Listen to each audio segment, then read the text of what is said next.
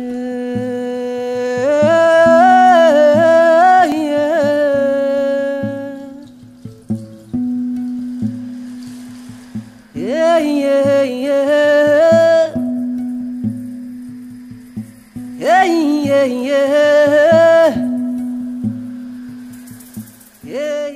est important de toujours souligner que les artistes, où qu'ils soient, vivent très mal de leur art. C'est pas qu'en Afrique, il faut aller qu'à New York. Les cas d'école sont nombreux. Très peu d'artistes peuvent vivre de manière confortable de leur travail. Ça, c'est universel. Pourquoi je ne me suis pas attardée là-dessus? D'autre part, la circulation de l'art dépend de contexte culturel, dépend d'un environnement économique, dépend souvent aussi beaucoup de niveau d'éducation, donc dépend de structures qui travaillent, qui existent pour que cette circulation, cette production artistique, au-delà des contenus sociopolitiques, historiques qui peuvent véhiculer, soit aussi des vecteurs économiques et financiers pour ça. Et par rapport à ça, l'Afrique n'a pas encore développé un vrai marché et aussi une culture de la consommation des œuvres de l'esprit, de telle sorte que un vrai potentiel financier puisse s'établir. Cela ne veut pas dire qu'il n'y a pas des îlots ici et là. L'Afrique du Sud en est un exemple patent. Il y a un vrai marché local avec une base de collectionneurs et d'institutions qui contribuent effectivement aux acquisitions des artistes, aux collections, à la promotion et tout ça. Il y a une bourgeoisie qui est installée, sachant que je suis toujours un peu rebutée à l'idée de référer l'art ou la consommation de l'art qu'à la bourgeoisie. Donc pour moi, c'est pas un tabou, mais c'est une construction. Et quand on réfléchit à ça et qu'on se dit que pourquoi à Dakar, qui est en fait une sorte de mecque artistique et culturel pour beaucoup d'Africains, et pas seulement pour beaucoup d'Africains, Dakar est vraiment cette ville africaine sur laquelle tous les regards ou toutes les pensées vont toujours dès qu'on parle d'art et culture en Afrique, qui a eu un président tel que Senghor, qui naturellement a établi un système de traitement, je dis ça comme ça, c'est un terme que j'utilise pour être le plus large possible, de traitement de l'art et de la culture hérité des fonctionnements coloniaux français. Donc une présence, une omnipotence de l'État qui régule en fait, qui régule et organise et produit. C'est pas très conducif non plus à un espace, un secteur privé culturel et à une sorte d'entrepreneuriat commercial autour de l'art. Il y a ce niveau-là. Il y a l'autre niveau qui, je pense, est vraiment, il faut qu'on aille chercher très loin dans nos fonctionnements historiques et culturels qui ne sont pas passés, qui restent, qui sont encore évidents, à savoir que la création a toujours été quelque chose qui est complètement ancré dans un entourage, dans un environnement, dans une communauté, et ça a toujours été quelque chose qui fait partie intégrante de la communauté. Si on pense aux peintures rupestres, si on pense même à l'architecture traditionnelle, c'était toutes des activités communautaires.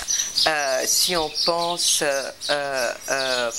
et qui se faisaient au rythme de plusieurs choses, que ce soit des saisons, des récoltes, des séances d'initiation, des passages, rites of passage. Donc il n'y avait pas... Je pense on transfère ça. Donc il y a ce regard par rapport à la création qui est évidente parce qu'on l'aime, on l'a produit, on l'a fait, mais on a presque le sentiment que ça doit rien coûter. Et que surtout, ça ne doit pas être une affaire privée, une propriété privée. Donc, on se réjouit de la production des artistes, mais on ne pense pas à les rémunérer pour ça, parce que quelque part, dans notre ADN culturel et social, ça n'a jamais été le cas. Donc, je pense qu'il est important de revenir à ça et ça influe naturellement sur les comportements des gens, sur quel genre d'intérêt on peut avoir. On n'a pas la culture vraiment d'aller voir des expositions.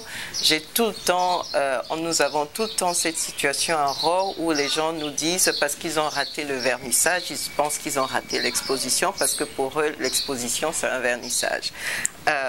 Alors que bon, naturellement, le travail reste, surtout chez nous, on fait toujours des expositions de 2 à 3 mois, donc on a largement le temps de venir. Donc je pense que c'est un mélange de tout ça qui, aujourd'hui, rend la consommation de l'art et de la production artistique complexe. C'est-à-dire que on sort d'une sorte de moule de culture avec des influences étrangères, donc les fonctionnements coloniaux par rapport à l'art et à la culture. Maintenant, la situation actuelle contemporaine qui n'est pas encore complètement définie non plus. Donc ça prend du temps. Moi je pense que c'est une question d'éducation, c'est une question de communication aussi, c'est une question de proximité. Et ça viendra parce que beaucoup de personnes en Afrique commencent à se rendre compte que le domaine de la culture et de la création est un domaine non seulement important par rapport à son contenu et les idées qui sont véhiculées là-dedans, mais aussi il y a un réel potentiel économique et à exploiter.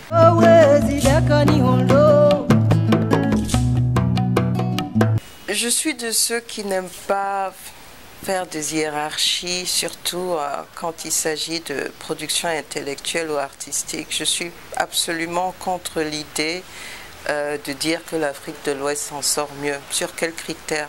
À partir de quoi? Le Sénégal ne s'en sort pas mieux que l'Afrique du Sud et encore moins mieux que l'Éthiopie, par exemple.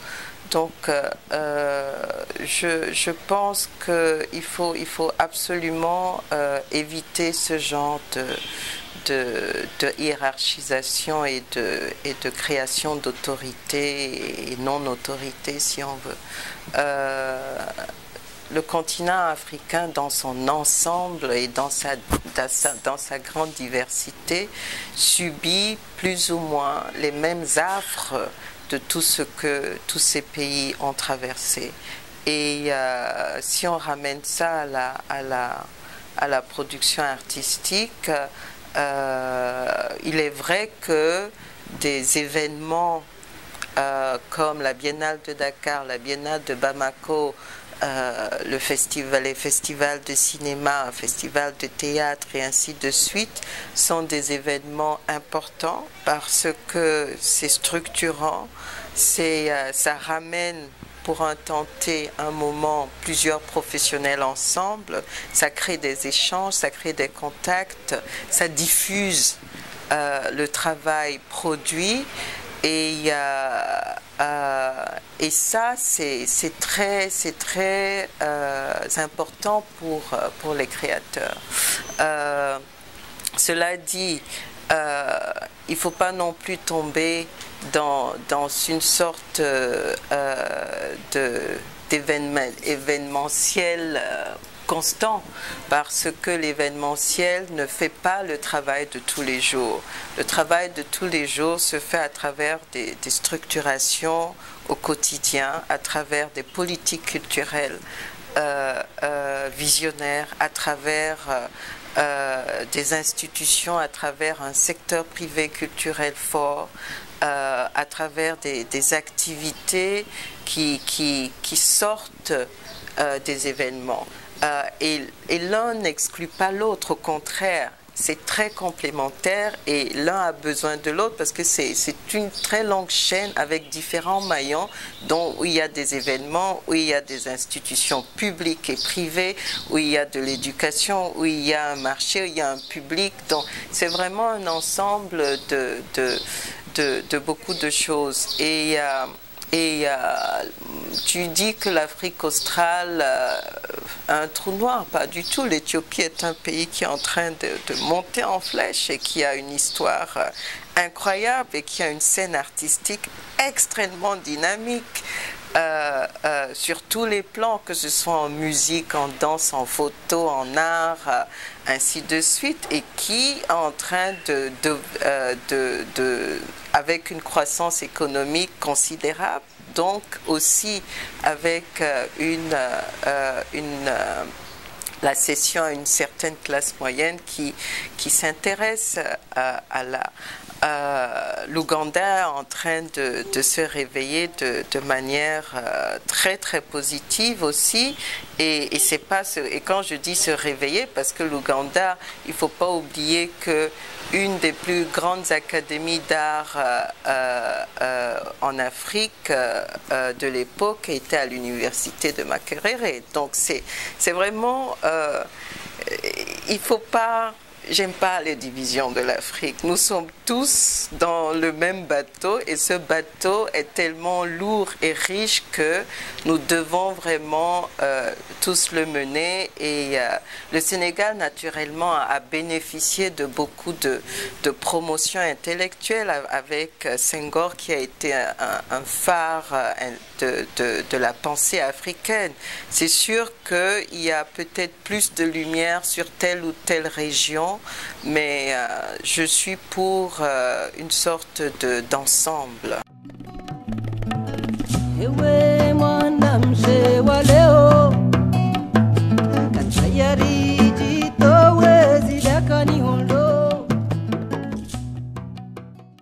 Je suis, ok, mais ça vaut pour tout le monde.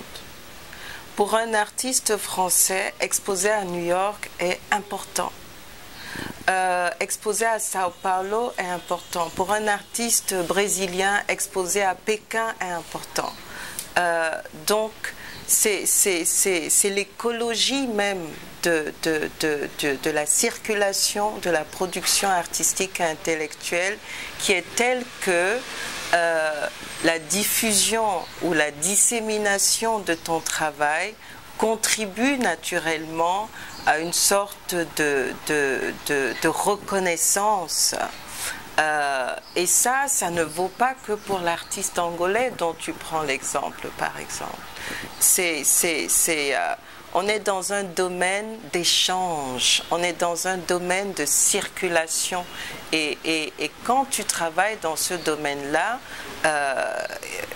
il est vrai que, et un artiste par essence, c'est quelqu'un qui veut être vu, qui veut se présenter, sinon il ne serait pas artiste, qui veut échanger avec le monde partout.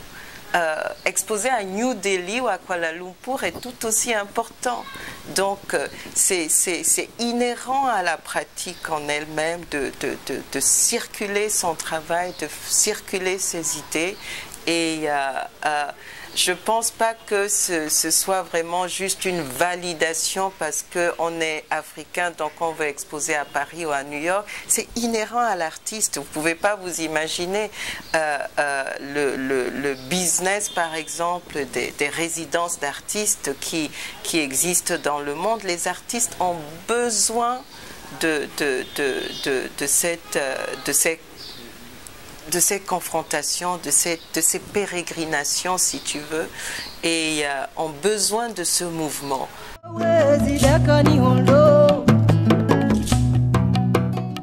Je pense qu'il est judicieux de convoquer le fait que nous sommes issus de sociétés ou d'environnements ou de cultures qui ont été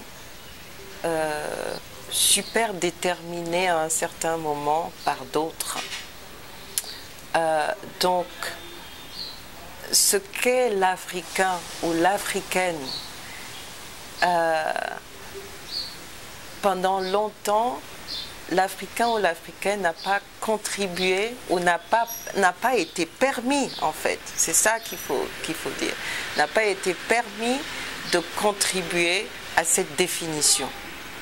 Et donc, quand on est défini par l'autre, par quelqu'un d'autre, on finit par moment à peut-être soi-même s'identifier à cette définition à laquelle on n'a pas contribué. On finit naturellement à se rebeller contre cette définition parce qu'elle est forcément fausse. On arrive très vite à une sorte de distorsion ou de flou insaisissable, sachant que les identités sont des sables mouvants, c'est pas quelque chose de statique, c'est une matière organique, si tu veux, qui change et qui évolue. Et je suis fondamentalement convaincue que cette définition étrangère a beaucoup nui à notre capacité. Et ça, ça ne concerne pas que les Africains, ça concerne toute société qui a été dominée et définie par d'autres. Je fais une discrétion, j'organise en ce moment la Biennale d'Irlande. L'Irlande, pour moi, est un pays patent comme exemple, parce que c'est un pays qui a été dominé par la Grande-Bretagne pendant 800 ans. L'Irlande a été le premier laboratoire colonial britannique. C'est en Irlande que les Britanniques ont testé toute forme de soumission et de subjugation de société avant que l'entreprise ne s'étende sur la face globale. Donc, je pense, et quand tu es dans ce pays, tu retrouves beaucoup de fonctionnements, beaucoup d'attitudes et beaucoup de caractéristiques, même dans la physicalité de l'espace, qui te ramènent à effectivement cette définition de l'autre, définition par l'autre. Et quelque part, Fanon on l'a dit, hein, chaque génération a sa mission, on la sert ou on la trahit, quoi. Et je pense que, bon, depuis les indépendances, déjà les indépendances, tous les mouvements de libération ont été une grande première vague internationale, je veux dire, de rébellion contre cette définition de l'autre. Et c'est une construction perpétuelle et qui est à plusieurs niveaux et qui va continuer. Et ça prend beaucoup de temps parce que quand je te parlais, je te donnais l'exemple de l'Irlande, je peux te donner l'exemple de la Corée qui a été définie pendant des siècles et des siècles par la Chine et après par le Japon. C'est aussi un pays. Tous les pays, toutes les sociétés qui ont été dominées et déterminées par d'autres arrivent tôt ou tard, ils doivent construire leurs identités. C'est pour ça, ça ramène aussi à la production artistique africaine qui est très axée sur des questions d'identité, des questions de représentation, des questions d'appartenance.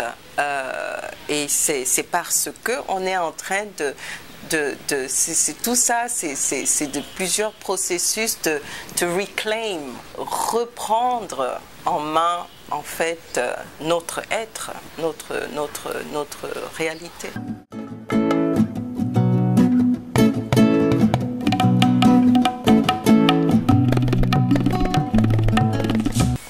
Vous savez, en culture et en art, d'abord, moi, je suis de ceux qui pensent que la culture est fondamentalement au cœur de la politique.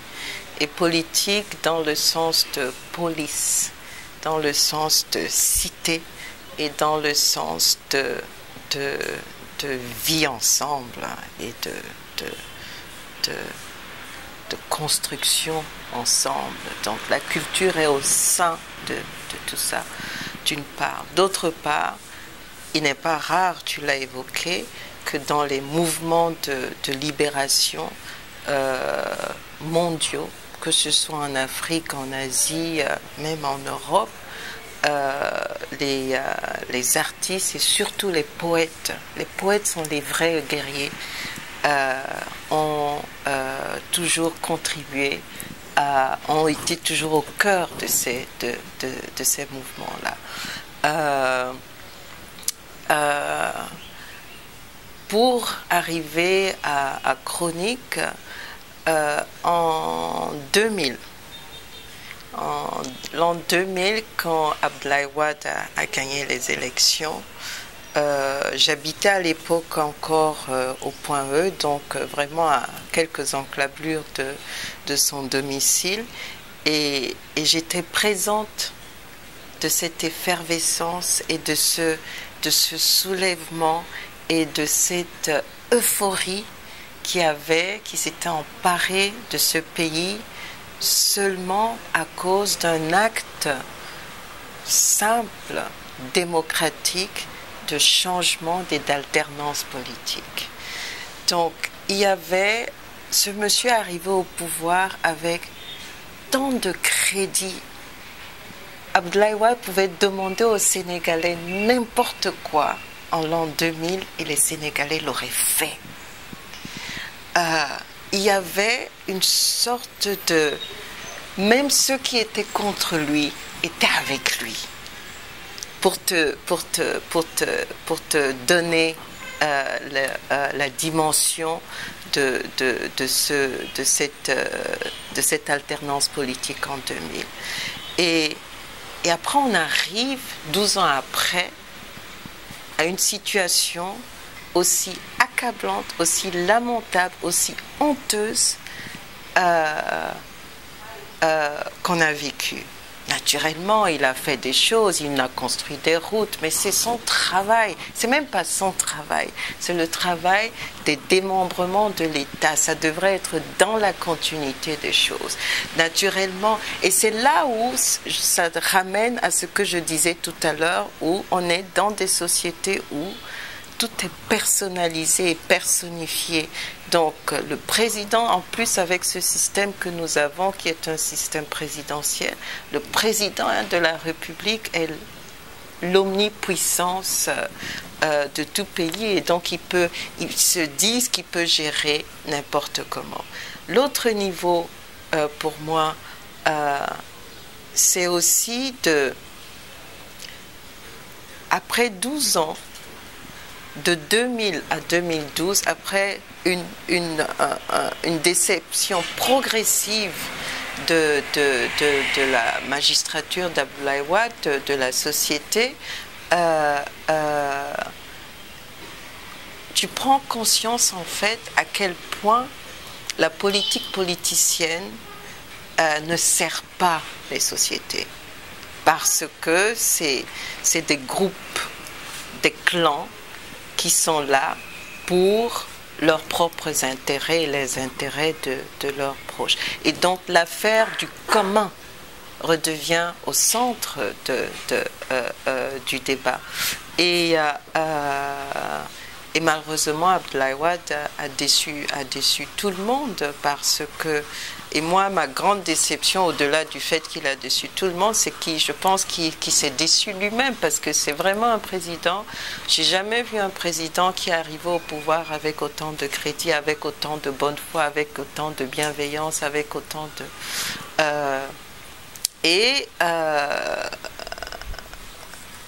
il était naturellement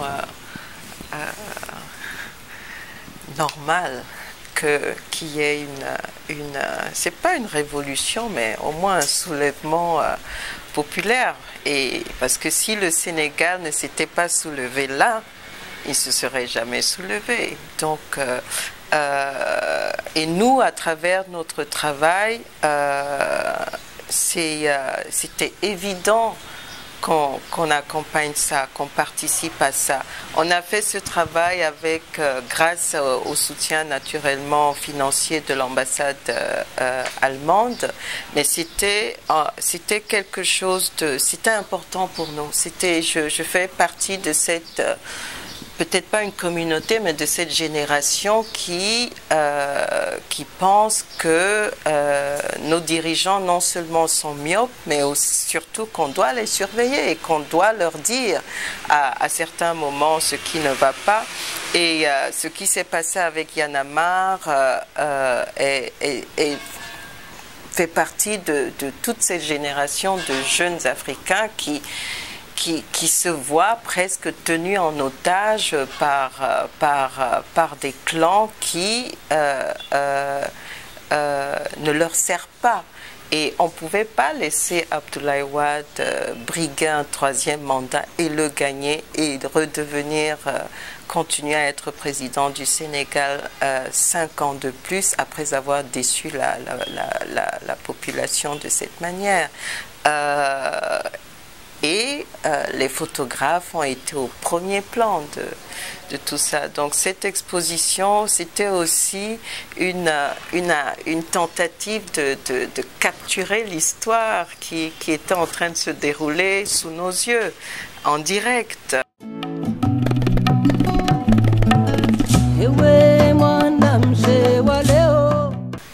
Je pense que c'est même pas ça son rôle, au fond. Je pense que si l'art arrive à conférer une certaine valeur sociale ou valeur morale à l'existence humaine, elle a déjà beaucoup accompli. Mais n'empêche que plusieurs révolutions ont quand même été menées par des poètes et par des artistes. Donc, c'est pas... La production artistique en elle-même est un acte politique, est un acte de rébellion, parce que avoir le talent, l'envie, le désir et l'appel, la vocation à devenir artiste, c'est peut-être un don de, je ne sais pas, moi, je ne sais pas quel imaginaire convoquer, mais pratiquer ce métier qui est extrêmement difficile, extrêmement complexe, extrêmement incompris à plusieurs endroits, surtout en Afrique, dans sa forme actuelle, si je puis le dire ainsi, est un acte politique. Maintenant, les grandes transformations sociales et politiques sont toujours un concours de plusieurs circonstances et donc de plusieurs esprits, de plusieurs capacités, de plusieurs ressources.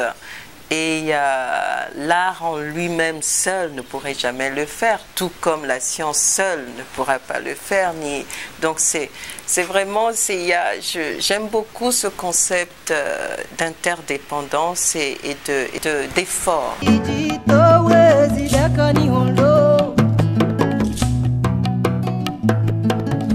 Tout d'abord, je pense qu'on doit définir le terme art contemporain dans le contexte africain. Parce que si art contemporain est l'art d'aujourd'hui, certes, toute pratique artistique est contemporaine, mais il y a un cadre aussi en termes de chronologie de l'histoire de l'art occidental, y compris les autres régions, qui définissent l'art contemporain comme vraiment quelque chose qui a commencé à se manifester après les années 80, avec des formes multidisciplinaires, pluridisciplinaires, avec des postures et des pratiques qui vont bien au-delà de ce qu'on a connu jusqu'à présent en termes d'art moderne, d'art classique, ainsi de suite. Donc, et je pense qu'en Afrique, on est encore dans une sorte d'hybridation de ce terme. C'est pas, j'aime bien en anglais on dit fine art ou contemporary art. Donc il y a quelque chose entre les deux. Donc il y a encore, mais naturellement on utilise tous le terme générique art contemporain, mais je pense que c'est important de revenir au fait que c'est un terme qui n'est pas clair et qui n'est pas encore saisi dans notre contexte en Afrique. D'autre part, la production artistique se nourrit naturellement de l'immédiat, de la proximité. Naturellement, il y a les artistes ont cette capacité innée d'imaginer des choses qui ne sont pas, qui pourraient être, qui ont été ou qui ont été, de retranscrire ou de refaire des relectures différentes de certaines choses ou de créer des formes inédites. Mais quand tu disais que l'artiste en Angola va s'occuper de la guerre et l'artiste au Sénégal de je sais pas quoi, j'aimerais penser effectivement que les artistes ne se limitent pas et que le foyer imaginaire ou les champs imaginaires soient aussi multiples que fertiles et accessibles à tous. J'attends de voir un artiste en Afrique qui travaille sur du chant par exemple, ou j'en sais rien. Vous voyez, c'est juste pour vous dire que c'est pas parce qu'on est africain qu'on est un artiste particulier.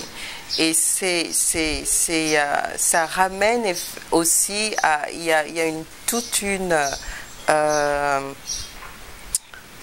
querelle, si on veut, ou un débat autour de cet adjectif lui-même, africain, lié à l'artiste ou lié au cinéaste, lié à telle et telle chose. Il y a toute une frange de créateurs et de créatifs qui ne veulent pas être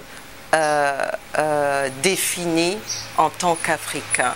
Et moi, ça me fait toujours rigoler parce que je me dis, j'ai jamais entendu un artiste américain ni refuser qu'il soit défini en tant qu'un artiste américain ou un Français défini en tant qu'un Français. Donc tu te poses la question d'où ça vient, de fait de ne pas, de recuser cet adjectif. Ça vient effectivement à ce dont on parlait tout à l'heure, de cette domination, de cette définition étrangère et de toutes les associations qu'on peut ou que certaines personnes mettent encore à ce qualificatif.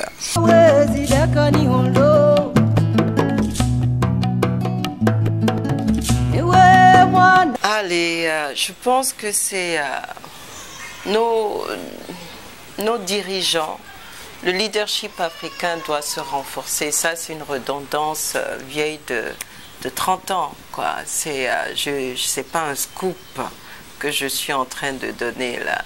Le leadership africain est extrêmement faible et on se retrouve toujours avec des gens qui partent avec de bonnes intentions, mais qui finissent toujours par les trahir ou par ne pas faire le travail correctement, par être corrompus, par être paresseux, par être pas assez intelligents aussi, c'est-à-dire ne pas avoir les vraies visions et le flair aussi de savoir quelles sont les forces vives et importantes de cette allée de l'avant, de ce développement, si on veut dire.